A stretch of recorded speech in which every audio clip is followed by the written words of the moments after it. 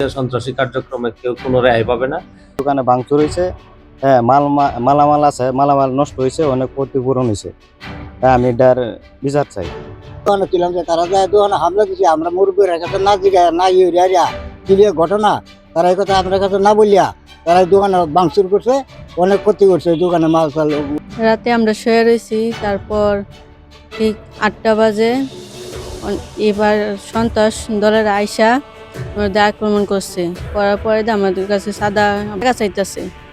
তারপরে আমরা না করার পরে আমরা দিকে অস্ত্র দাঁড় করছে। তার করার পরে আমরা আতঙ্কেতে শরীর হাত পা কাঁপতেছে, কিছু ডিসপিস পাইতেছি না। তারপরে আমাদের ঘরে সৈন্য গয়না টাকা পয়সা আসছিল, সুকেশ বাইকে আমরা অস্ত্র দিয়ে দাঁড় করাইয়া এগুলো তারা নিয়ে গেছে। তার নেওয়া যাওয়ার পরে আমরা চিৎকার পালনে পরে এলাকাবাসী এসেছে। হামলা দেওয়ার পরে আমরা যখন চিৎকার করতেছি, তারপরে এলাকাবাসী আইসা আমারে উদ্ধার করছে। এখন আমরা নিরাপদ না, এলাকাবাসী আমরা নিরাপদ রাখতেছে না। এখন আমাদের সরকার যে কোনো প্রান্তে আমারে বাঁচান, আমাদের যে কোনো প্রান্তে আমার জীবন হত্যা করতে পারে। আয়া দেখি আমরা এই 10-15 জন 20 জন লোক আইসে, আয়া হারিয়ানা চুরি দাঁড়াইতেছে, অর্থহাতি দাঁড়াইতেছে। এটি দেখিয়া আমরা গ্রামের মানুষ হাটপিল অবস্থা। তখন দেখিয়া যখন আমরা গ্রামের মানুষ এই ভাঙচুর করছে হরে বাদে শব্দ শুনিয়া মানুষ আইসে দৌড়াদৌড়ি আয়া দেখা যায় গড়দর ভাঙ্গিয়ালছে, জিনিসপত্র ভাঙ্গিয়ালছে। আমরা 3 শাশুড়ি বউ, আমরা পরে দিই অনেক 20-25 জন মানুষ হইব আইসে, আর লোকজন ভাঙচুর করছে, আমরা চুরি ধরছে, গলার মাঝে চুরি ধরে আমরা টাকা পয়সা সোনা দানা সব কিছু আছে সব নিয়ে গেছে।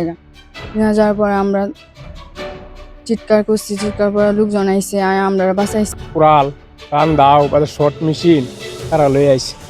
এরা বাড়ি ভাঙচুর করছে, সকালে লইয়া গাঁওয়ার হুলুরি লই আয়া। তার ঘরে ভাঙচুর হয়েছে, তার ঘরে অনধিকার প্রবেশের কারণে আমার থানায় একটা মামলা হয়েছে। তো এখানে এজাহার নামীয় 13 জন আসামি, অজ্ঞাতনামা 10-12 জন দিয়ে। তবে এরকম ধরনের যারাই এই ধরনের কাজ করবে তাদেরকে কোনোভাবেই এখান থেকে সন্ত্রাসী কার্যক্রমে কেউ কোনো রেহাই পাবে না। আইনের গতিতে চলবে। তারা কোনোভাবেই আইন নিজের হাতে তুলে নেওয়া যাবে না এবং আইনের ভাষায় চলবে এবং আমরা কোনোভাবে এদেরকে ছাড় দিব না।